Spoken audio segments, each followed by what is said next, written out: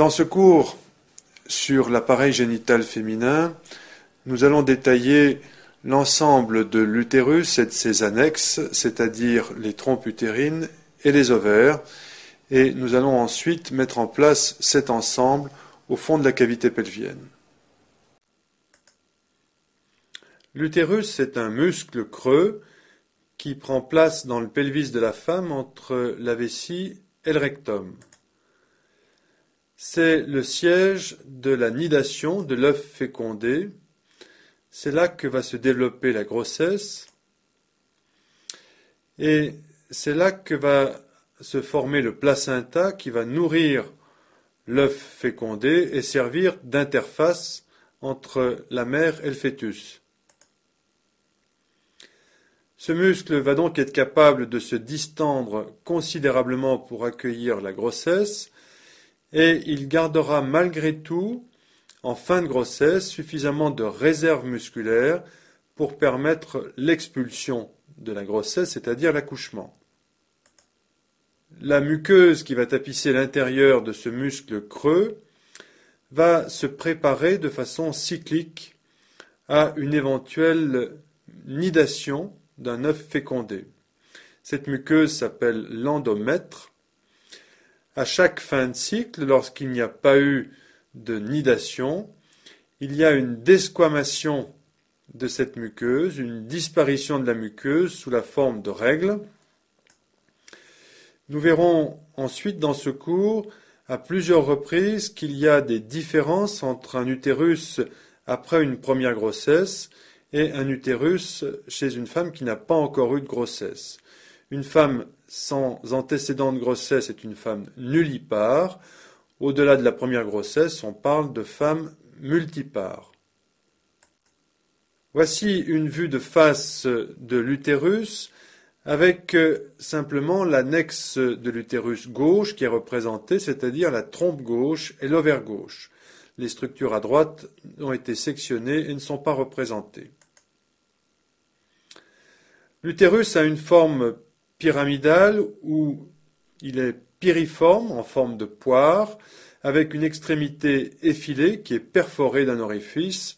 C'est ce qu'on appelle le col de l'utérus. Le col est en fait un cylindre de 20 à 25 mm de longueur. Au-delà, il y a une partie un peu étranglée sur le volume de l'utérus qu'on appelle l'isthme, une zone très étroite de 5 mm de hauteur seulement. Le reste de l'utérus s'appelle le corps utérin. Il mesure 25 mm de hauteur sur le schéma. L'isthme est en fait la zone de l'utérus qui va le plus se développer au cours de la grossesse. C'est aussi au niveau de l'isthme qu'il faudra ouvrir l'utérus lors de la césarienne.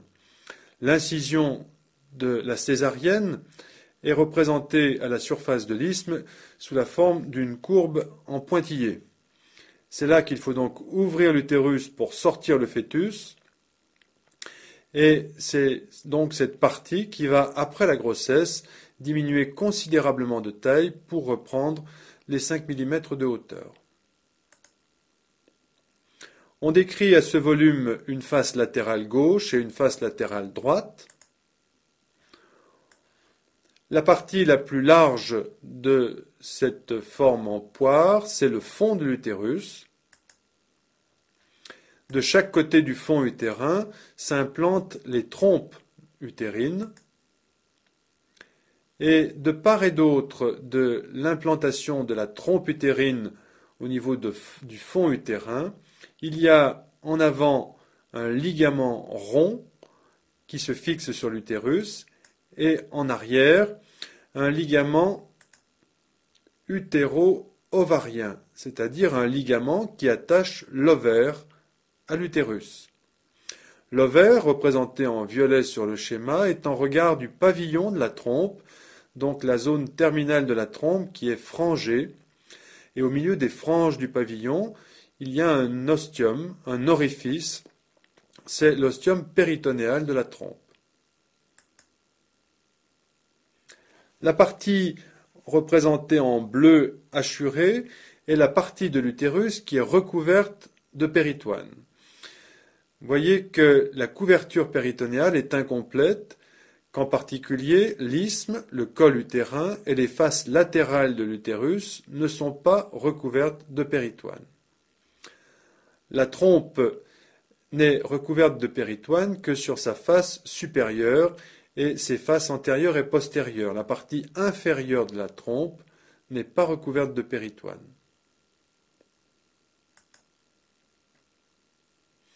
Voici donc l'ovaire et le ligament utéro-ovarien. Il y a donc de part et d'autre du fond utérin la trompe utérine, en arrière le ligament utéro-ovarien, en avant le ligament rond. Nous allons maintenant présenter la position normale de l'utérus dans la cavité pelvienne. C'est ce que l'on appelle l'antéversion utérine. Nous allons voir que cette position normale place le fond de l'utérus tourné vers l'avant. Voici donc une vue latérale gauche d'une coupe sagittale passant par le plan médian. Nous retrouvons les structures que l'on connaît des parois du pelvis, puis la cavité de l'utérus avec la trompe utérine droite, l'ovaire droit en blanc, en noir le ligament rond à droite et en dessous la cavité vaginale. Le fond utérin est donc tourné vers l'avant. Le col utérin est tourné vers l'arrière. Ceci est donc la position normale de l'utérus. Il repose donc sur la face supérieure de la vessie qui est représentée par ce triangle ponctué en vert.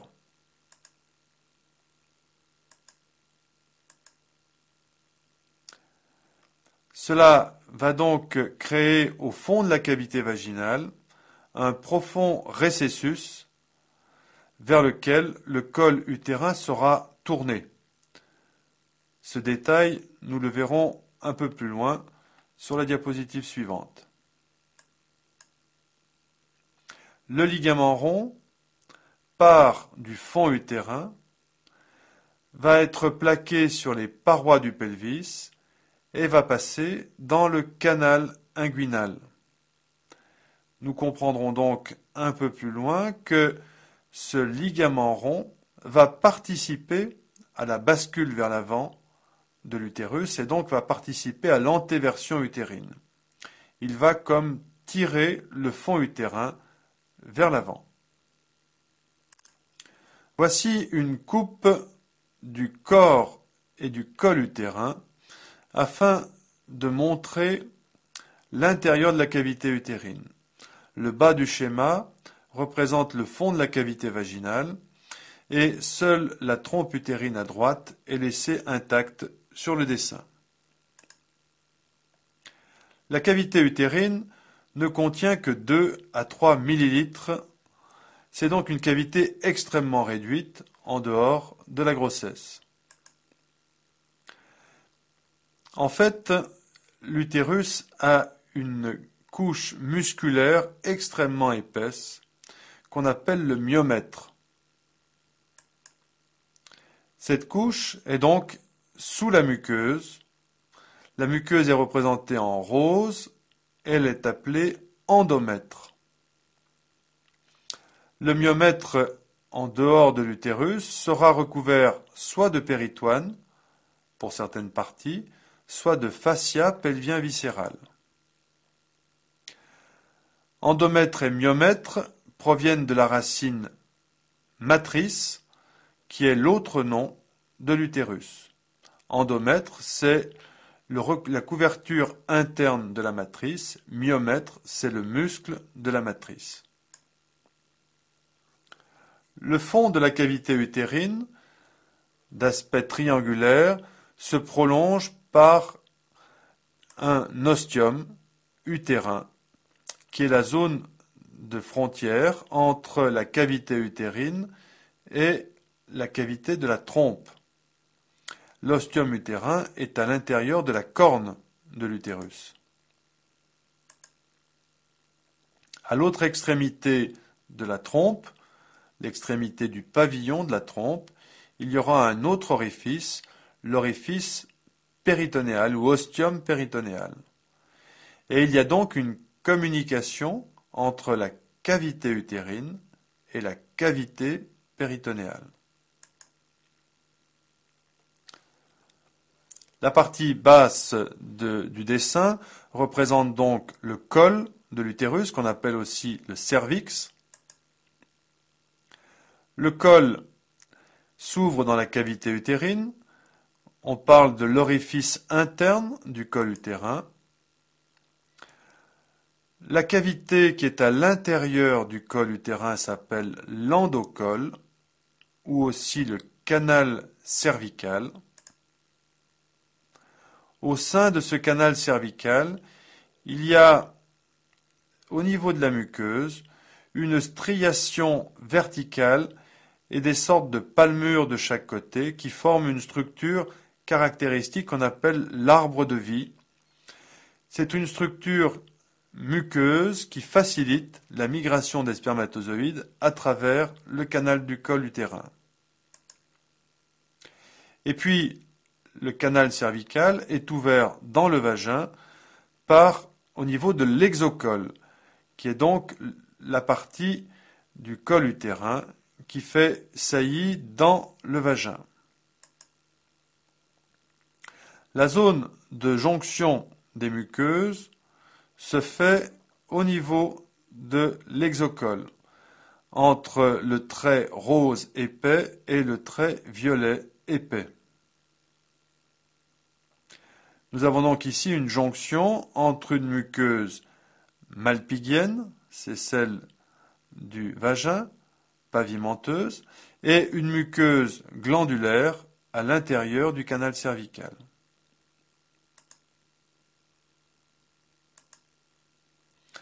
Enfin, notez que le col de l'utérus bombe au fond de la cavité du vagin et qu'il y a donc de chaque côté du col utérin un cul-de-sac latéral qu'on appelle le fornix latéral du vagin, un à gauche, un à droite. Voici sur cette diapositive l'aspect du col utérin en fonction des antécédents de grossesse de la femme. Il y a deux façons très simples d'explorer le col de l'utérus.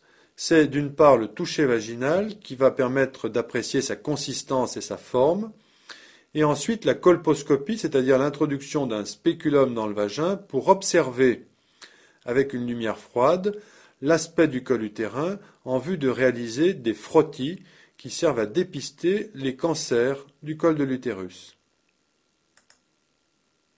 Voici l'aspect du col utérin chez une femme nullipare. Lorsqu'on observe le col de l'utérus au fond de la cavité vaginale, il apparaît circulaire et l'exocole est punctiforme. C'est-à-dire qu'on représente en violet sombre la zone de changement de muqueuse autour de l'exocole. Au toucher vaginal, le col utérin chez la femme nullipare a un contact cartilagineux extrêmement ferme et élastique.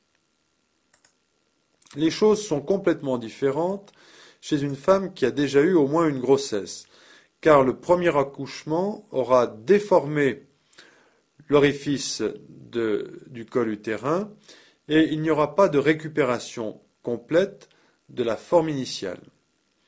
C'est-à-dire que chez la femme multipare, au toucher vaginal, le col de l'utérus a un contact mou, il perd sa forme de cylindre et en colposcopie, on retrouve un exocole qui est un peu déchiqueté, avec généralement une lèvre supérieure et une lèvre inférieure, et de part et d'autre des incisures latérales, une à gauche et une à droite.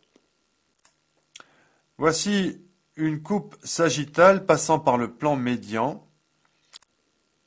Voici une coupe frontale du col de l'utérus, du fond du vagin, et on va insister sur les structures environnantes dans le pelvis à droite, pour montrer quels sont les rapports latéraux de cette zone extrêmement étroite du pelvis.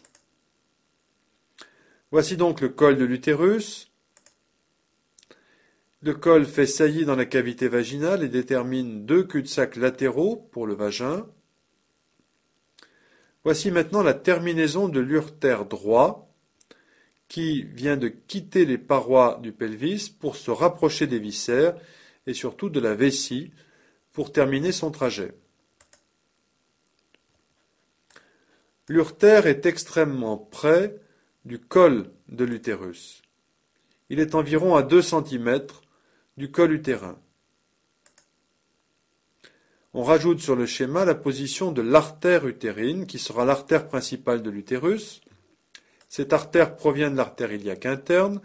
Elle va quitter les parois du pelvis pour se rapprocher de l'utérus. Sur cette trajectoire, elle forme une concavité supérieure et elle va passer au-dessus et en avant de l'urtère. Cette courbe a son point le plus bas qui se projette à 15 mm au-dessus de l'exocole.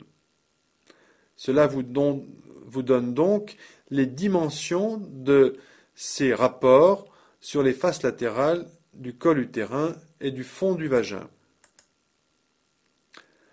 En plus, à ce niveau, l'artère utérine est très attachée à l'urtère puisqu'elle lui donne quelques artères nourricières qu'on appelle les artères urétériques inférieures.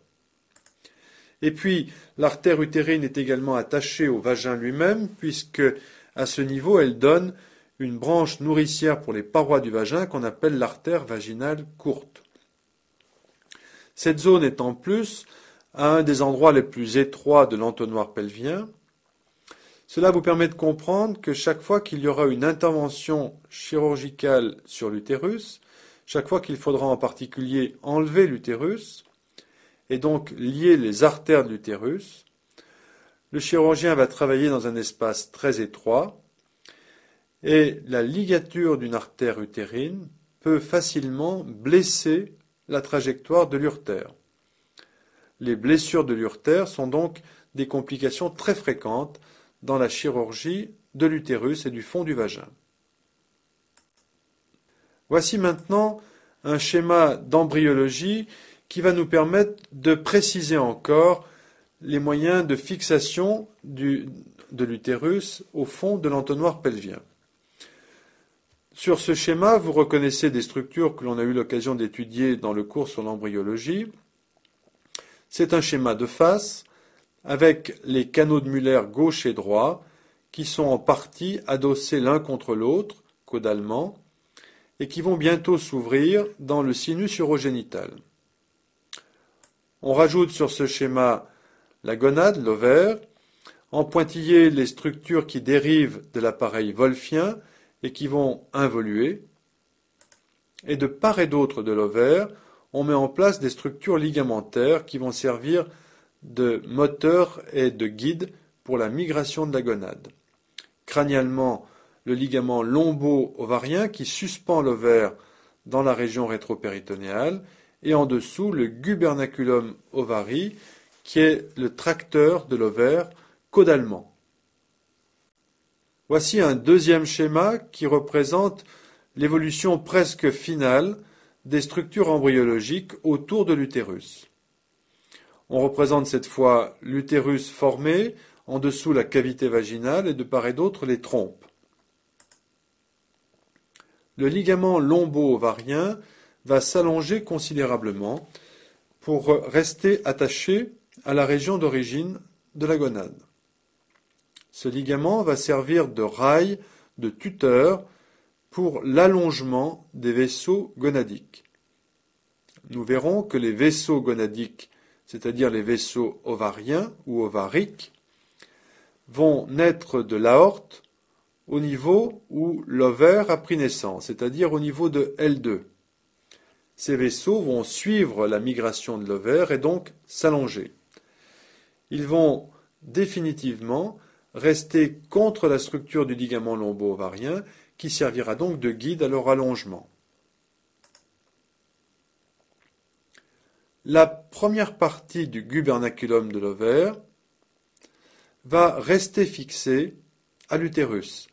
C'est-à-dire que ce gubernaculum va être tendu entre l'ovaire et le fond de l'utérus.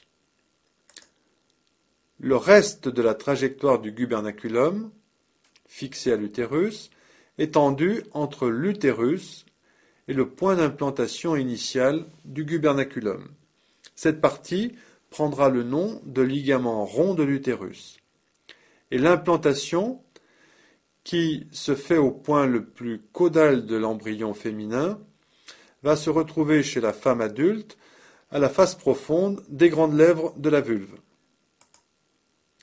Le ligament rond va donc traverser la paroi abdominale et il va passer dans l'orifice inguinal. Voici maintenant l'application des schémas précédents. Nous allons montrer sur les schémas qui suivent comment est-ce que l'utérus est fixé dans cette position d'antéversion et comment est-ce qu'il est stabilisé au fond de la cavité pelvienne. Le premier de ces schémas est une coupe sagittale qui passe par le plan médian et qui représente l'ensemble des viscères pelviens entre la symphyse du pubis à gauche et la concavité du sacrum à droite. On reconnaît donc la vessie, l'ensemble vagin-utérus et en arrière le rectum. L'utérus va être fermement attaché dans la cavité pelvienne. Pourquoi? Parce qu'il va devoir, en cas de grossesse, se développer, se déformer considérablement, mais qu'il devra, après la grossesse, retrouver une position normale et, si possible, sa position initiale.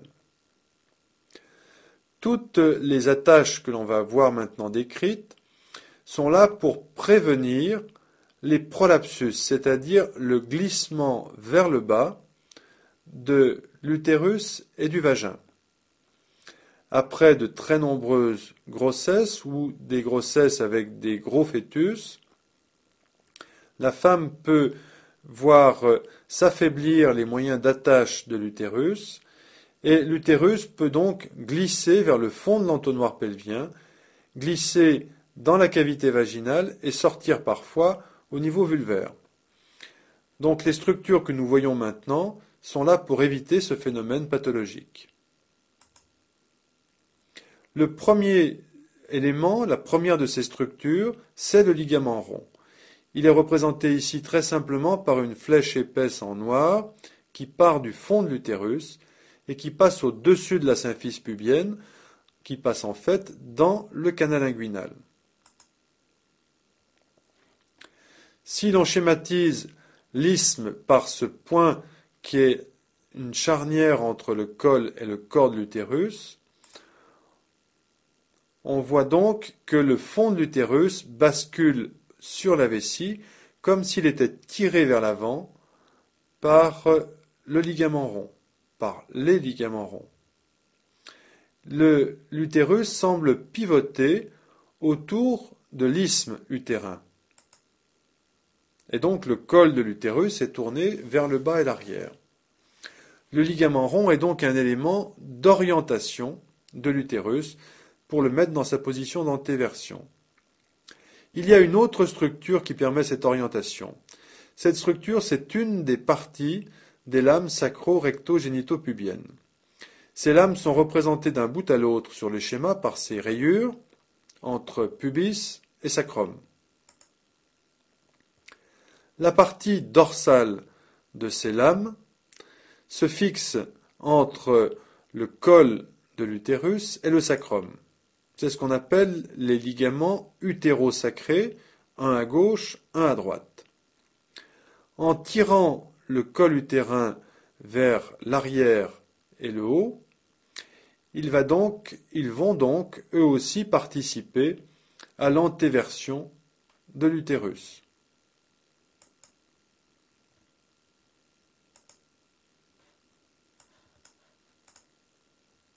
Le reste des lames sacro-recto-génitopubiennes n'a pas de fonction d'orientation de l'utérus.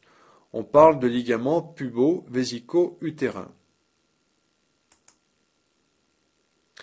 Pour se résumer, les ligaments ronds et les ligaments utérosacrés orientent l'utérus dans sa position d'antéversion, le pivot se faisant autour de l'isthme. L'ensemble des lames sacro-recto-génitopubiennes forme néanmoins un moyen de suspension de l'utérus et l'on comprendra mieux cette notion sur les schémas suivants. Voici un de ces schémas. Ici, nous avons une coupe frontale de l'utérus et du vagin au fond de l'entonnoir pelvien.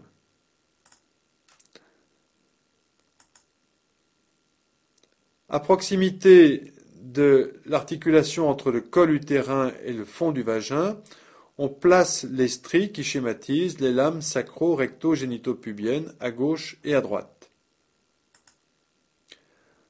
En dessous, l'entonnoir musculaire des muscles releveurs et tout en bas du schéma, le muscle transverse de périnée forme la frontière entre pelvis et périnée. On rajoute une nouvelle structure d'attache de l'utérus, une structure en bleu représentée des deux côtés. C'est ce qu'on appelle le ligament de McEnroth. Il y a en effet tout autour de l'artère utérine une condensation de tissus fibreux qui se comportent comme un ligament et qui vont attacher l'utérus aux parois du pelvis. L'artère utérine, on l'a vu, va quitter l'artère iliaque interne, qui est plaquée contre les parois du pelvis, pour gagner l'utérus. Si le ligament entoure l'artère utérine, il va donc être tendu entre la paroi du pelvis et l'utérus. C'est donc cette structure en éventail marquée en bleu sur le schéma, cette structure étant présente sur les deux faces de l'utérus. Les ligaments de McEnroth et les lames sacro-recto-génitopubiennes servent de moyen de suspension à l'utérus. Il est facile de comprendre ce phénomène sur ce schéma. Le ligament de McEnroth tire vers le haut le col utérin. Les lames, on l'a vu sur le schéma précédent, forment une sorte de hamac dans lequel est posé l'utérus et son col. Ce sont donc tous des moyens de suspension. À ces moyens d'orientation et de suspension, on ajoute également des moyens de soutien.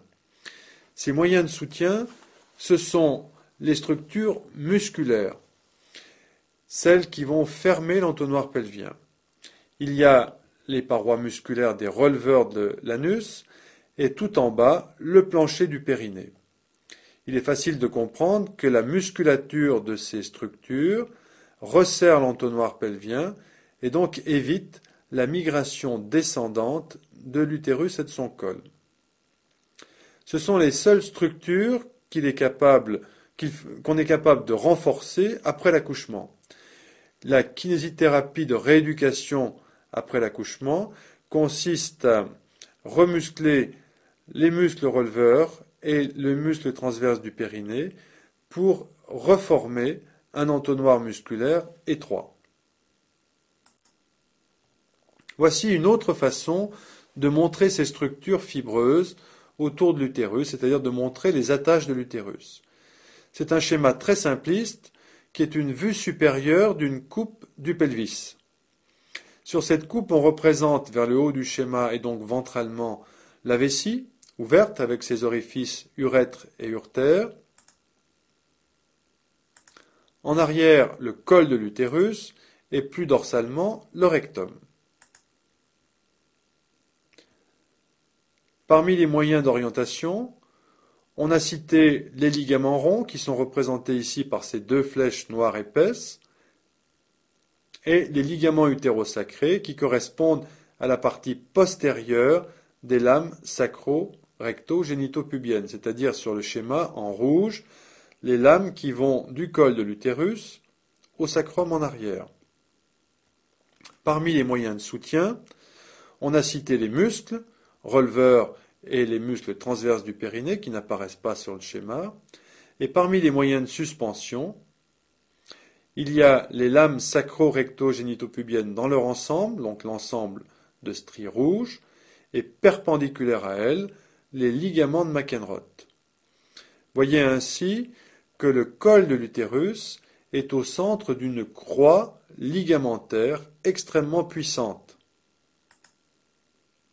Ligament rond en avant, lame sacro-recto-génitopubienne,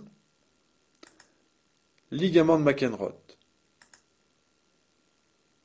En plus, l'utérus, col et corps utérin est cloisonné par le fascia de Alban en avant et en arrière,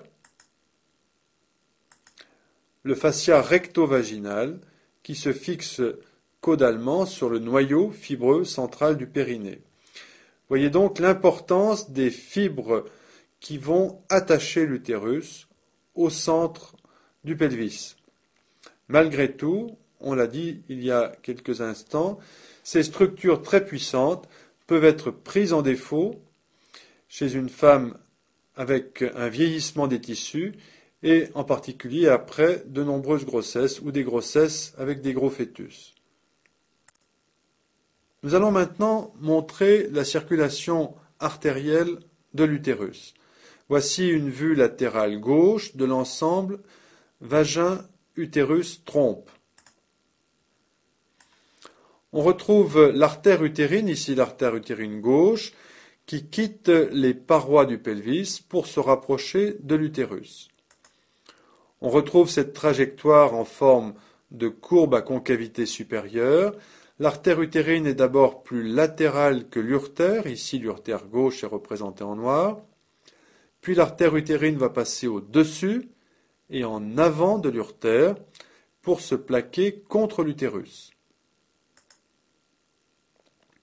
L'artère utérine va ensuite avoir un trajet sinueux sur les faces latérales de l'utérus. Ce trajet sinueux est là pour donner une réserve de longueur à l'artère utérine. Il est facile de comprendre que lors de la grossesse, l'utérus va prendre des proportions gigantesques dans la cavité abdominale et qu'il faudra que l'artère utérine s'allonge également. Il y a donc, dès le départ, une artère qui va serpenter sur les faces latérales de l'utérus pour pouvoir s'allonger lors des grossesses. À chaque virage de cette trajectoire sinueuse, il y a des branches qui partent comme des barreaux d'échelle qui s'enfoncent dans la paroi de l'utérus pour nourrir le myomètre et l'endomètre.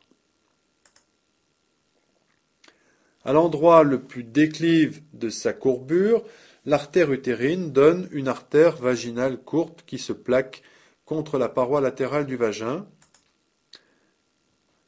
L'artère utérine se prolonge par une artère qui rejoint le fond de l'utérus, artère du fond utérin, qui va à la rencontre de l'artère du fond utérin de l'autre côté.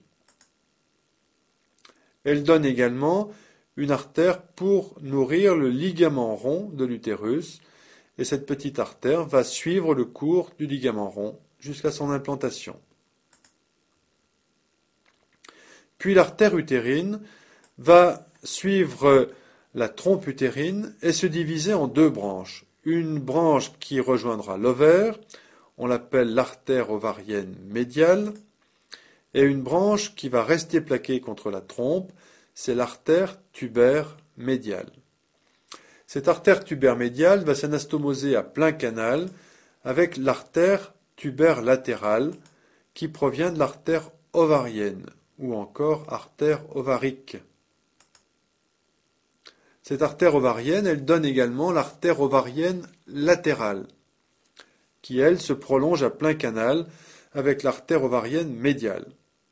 Il y a donc une double arcade, une arcade qui va suivre la trompe, une arcade qui va suivre l'ovaire, une arcade artérielle continue, comme celle que vous avez pu voir dans l'étude de la circulation sanguine du côlon, au niveau du côlon transverse par exemple.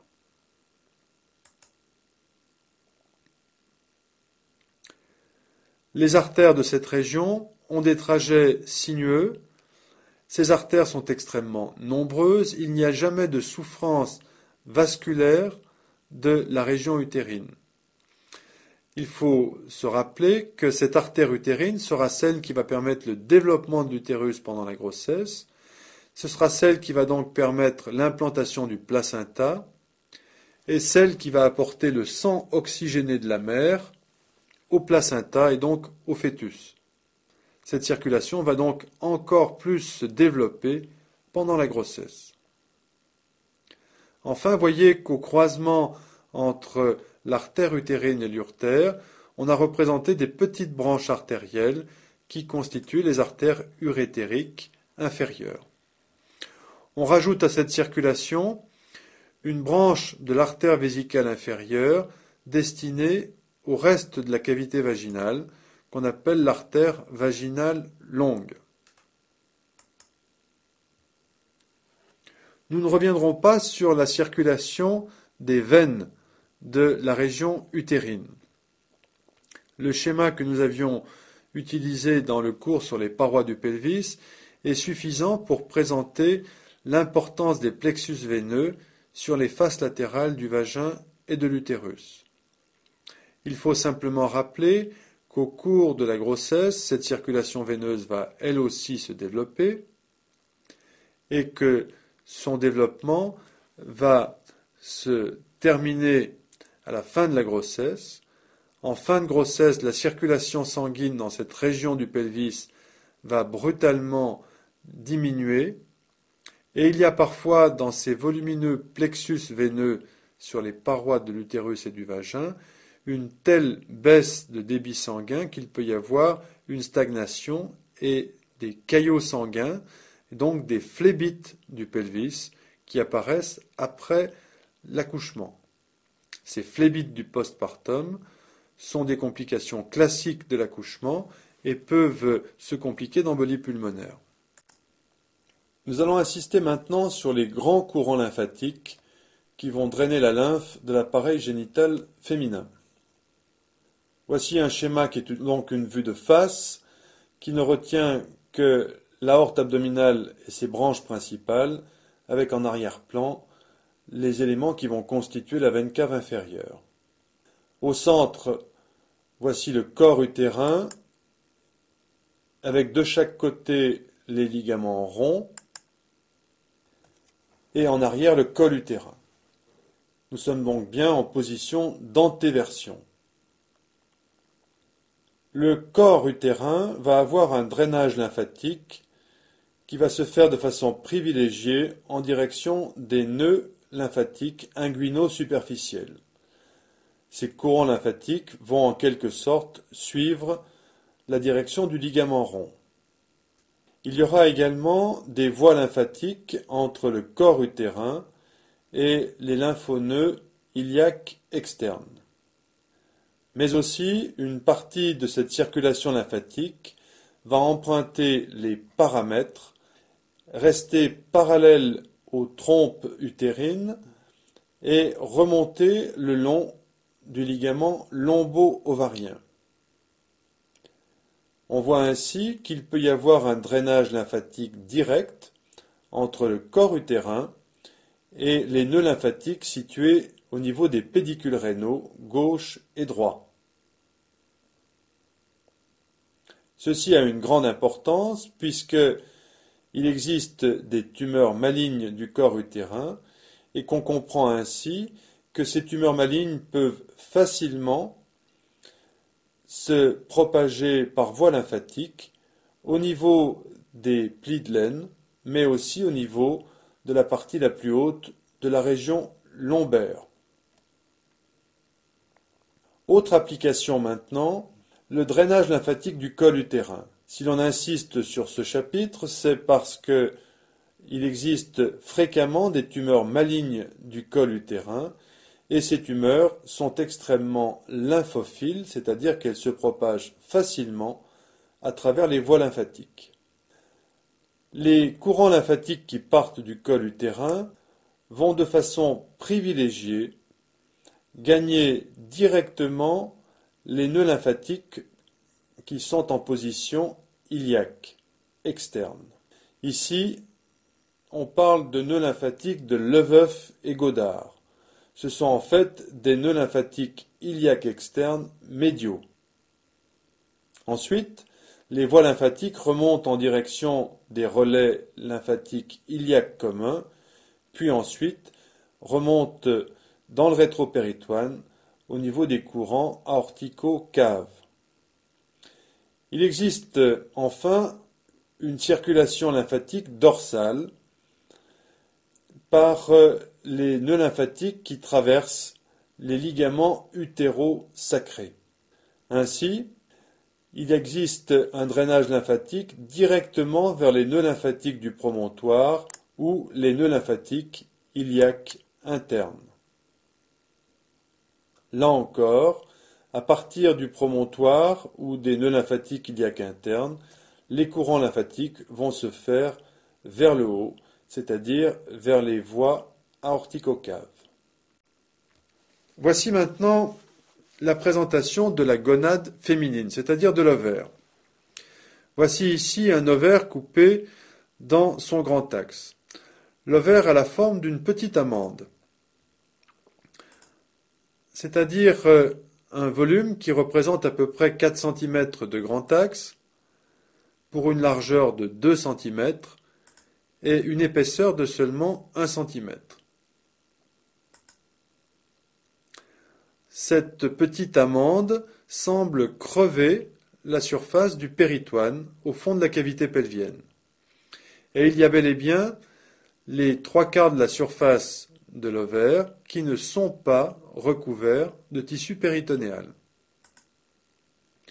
L'ovaire est donc la seule structure qui soit véritablement dans la cavité péritonéale, donc intrapéritonéale. La limite entre le péritoine et la surface non péritonisée s'appelle la ligne de phare. Entre ces deux feuillets de péritoine, sous la ligne de phare, l'ovaire est donc tourné vers son méso, c'est-à-dire un ensemble de 2 feuillets péritonéaux avec au centre du tissu graisseux, du tissu conjonctif et des vaisseaux et des nerfs. C'est ce qu'on appelle le méso de l'ovaire ou encore le mésovarium. On retrouvera donc au centre de ce méso les artères et les veines ovariennes ou ovariques. Voici maintenant la présentation de la structure tubaire, c'est-à-dire la structure de la trompe. Voici une coupe de la portion cylindrique d'une trompe, peu importe son côté. La trompe a en fait une structure complexe. C'est un tube dont l'intérieur est tapissé d'une muqueuse qui est un peu différente de celle de l'utérus, puisque cette muqueuse est recouverte de cils vibratiles qui vont permettre la migration de l'œuf en direction de son point de nidation.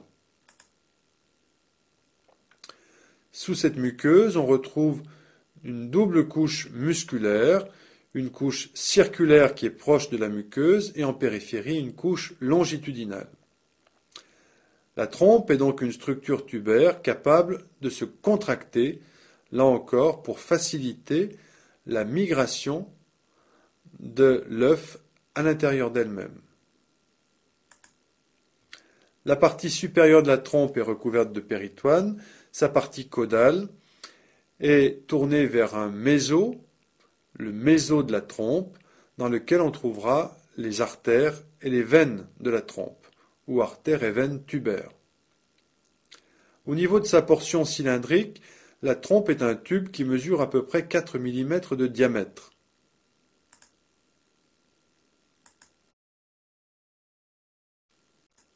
Voici maintenant une vue d'ensemble des annexes de l'utérus sur le côté droit.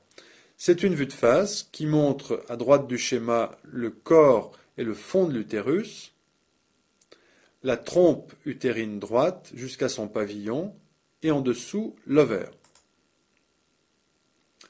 L'ovaire, c'est la gonade, c'est aussi le siège de l'ovulation. L'ovaire a donc cette forme de petite amande. Chez la femme, avant toute ovulation, sa surface est parfaitement blanc nacré.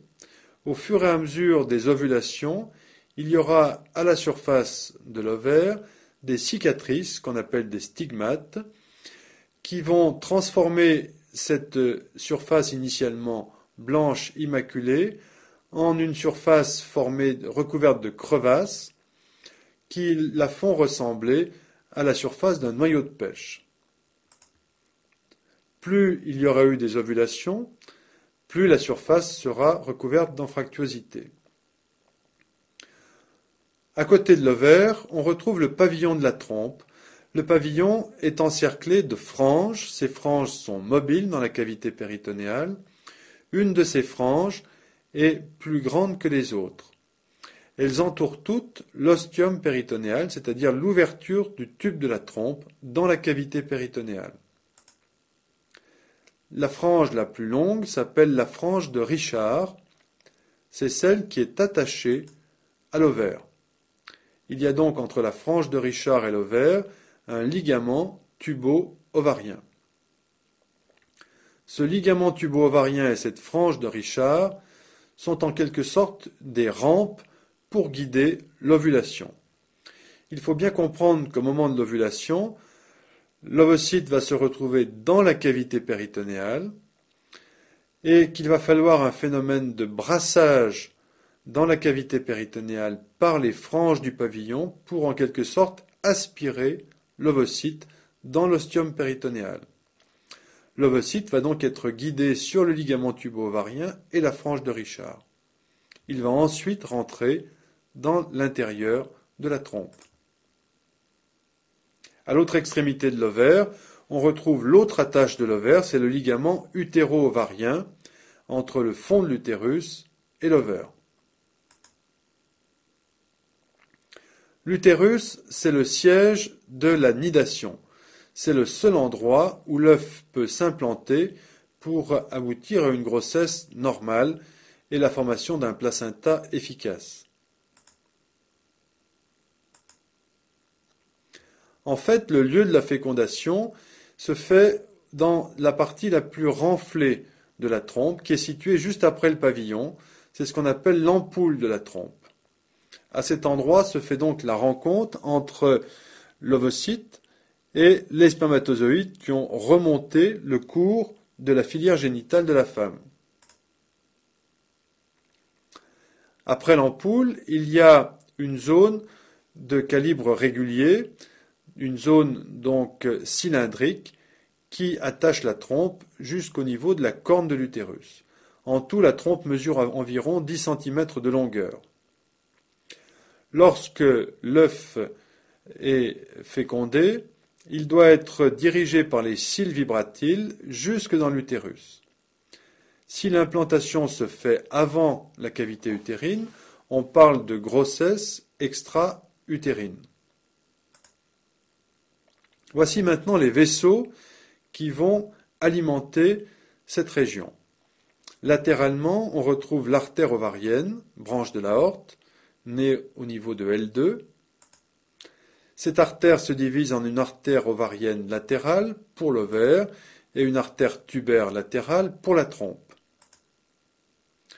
Ces deux artères s'anastomosent à plein canal avec les branches de l'artère utérine. Artère ovarienne médiale et artère tubaire médiale.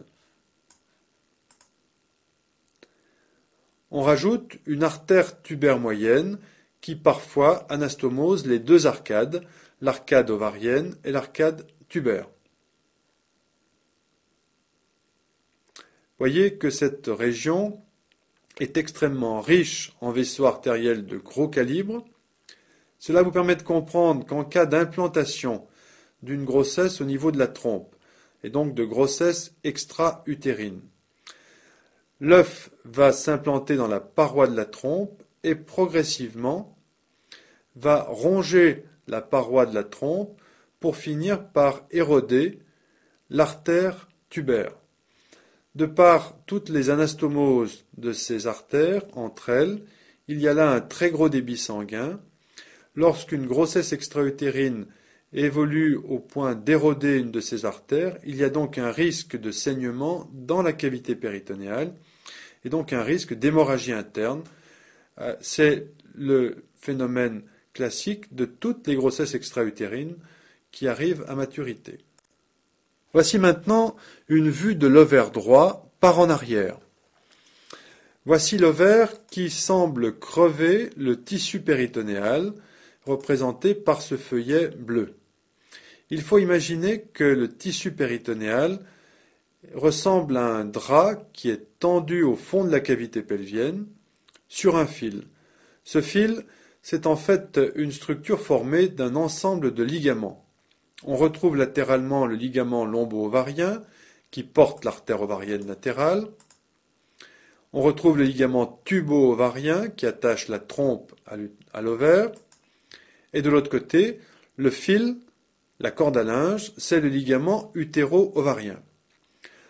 Ce ligament utéro-ovarien est médial. Entre l'intérieur et l'extérieur, il y a donc un drapé de péritoine qui pend ventralement et dorsalement. C'est à ce niveau que l'ovaire crève la surface du péritoine pour s'ouvrir dans la cavité péritonéale. Sous ce drap de péritoine, on retrouvera donc le méso de l'ovaire, mais aussi le méso de la trompe, c'est-à-dire les artères et les veines de la trompe et de l'ovaire.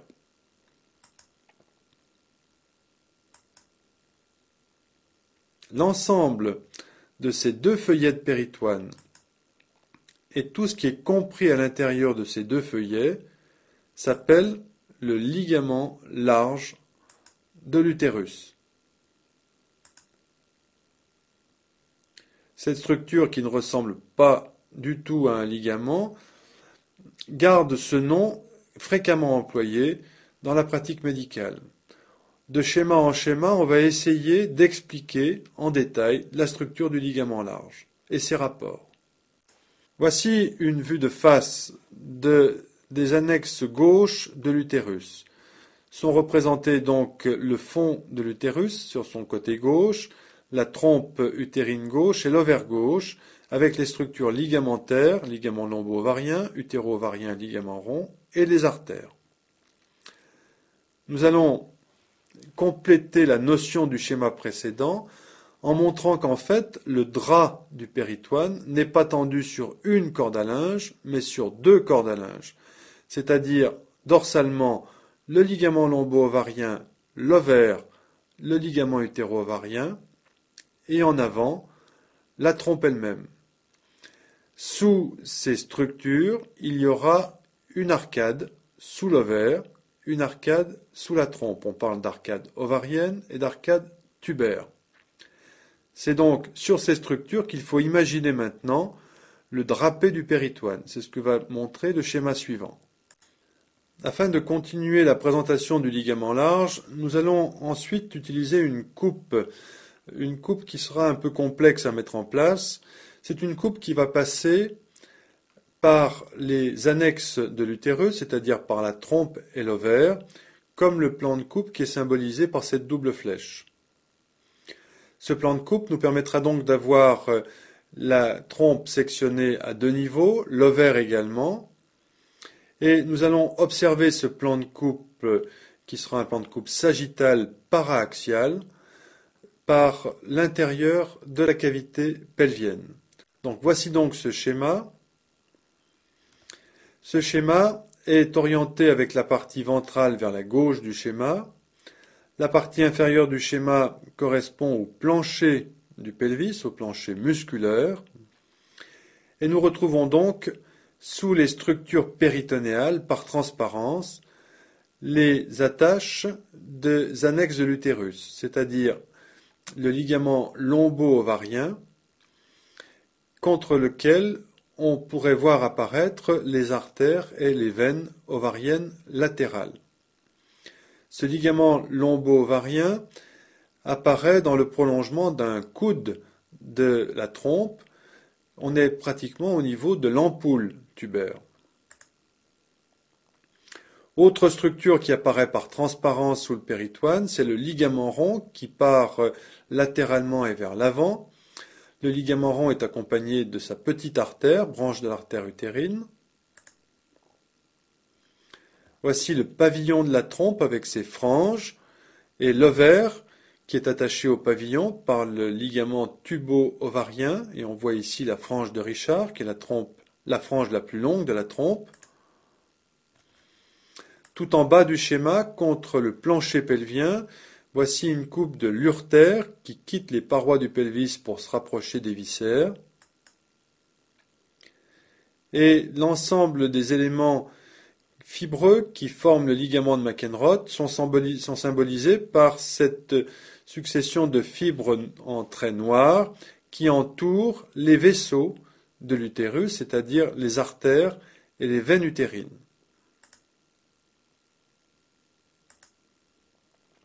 Sous l'ovaire, entre les deux feuillets de péritoine, on retrouve le méso de l'ovaire ou mésovarium, et donc l'arcade ovarienne, arcade artérielle et veineuse. Sous la trompe, on retrouve l'arcade tubaire avec artère et veine. Ce méso de la trompe s'appelle le mésosalpinx. Une salpingite, c'est l'inflammation du tube de la trompe par une infection bactérienne.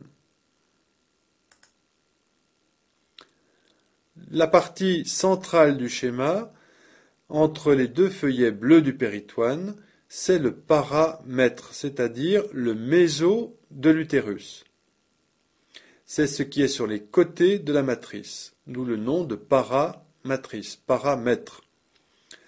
Ce tissu est formé d'un double feuillet de péritoine et entre ces deux feuillets, on retrouve du tissu conjonctif plus ou moins graisseux, le ligament de McEnroth et les vaisseaux de l'utérus. Voici maintenant une coupe passant par le plan médian et on présente sur ce schéma la partie droite du pelvis féminin. La partie ventrale est sur la gauche du schéma, la partie dorsale sur la droite. En arrière-plan, voici les artères principales de la région, l'artère iliaque commune avec l'artère iliaque interne et l'artère iliaque externe. L'artère iliaque interne donnant toutes ses branches pour les viscères du pelvis. On retrouve en particulier l'artère vésicale inférieure, l'artère utérine et l'artère obturatrice. L'artère utérine et l'artère vésicale inférieure forment une pince artérielle autour de l'urtère. Ici, urtère droit. On complète le schéma par le rectum, le vagin et la vessie. Puis on va maintenant tracer les structures qui vont tendre le ligament large entre l'utérus et les parois. Ces structures, c'est d'abord le ligament rond qui est orienté vers l'avant. C'est le ligament lombo-ovarien qui est orienté vers le haut, vers la région lombaire. Le ligament large, c'est l'ensemble des structures entre les deux lignes bleues, ventrale et dorsale, qui sont ici représentées. Le ligament large, c'est la zone qui est assurée sur le schéma. Ces feuillets péritonéaux sont donc étirés vers l'avant par le ligament rond, vers le haut par le ligament lombo-ovarien, et on retrouve ainsi la structure du schéma précédent, c'est-à-dire un ensemble recouvert de péritoine sur les faces latérales de l'utérus. C'est le ligament large. C'est derrière ce ligament large que vient prendre place l'ovaire chez la femme nullipare. Cet espace entre la face dorsale du ligament large et l'urtère s'appelle la fossette de Krauss. Pendant la grossesse, lorsque l'utérus se développe, il entraîne vers le haut avec lui l'ovaire. Après l'accouchement, toutes les structures vont reprendre leur place au fond du pelvis, sauf l'ovaire, qui ne sera plus jamais exactement dans cet emplacement, dans cette fossette de Krauss. En effet, chez la femme multipare, l'ovaire va redescendre au fond de la cavité pelvienne en basculant vers l'arrière sur les faces latérales et ventrales du rectum. Et ainsi, l'ovaire chez la femme multipare se projette en arrière de la trajectoire de l'urtère. on parle de fossette de Claudius, par opposition à la fossette de Krauss de la femme nullipare.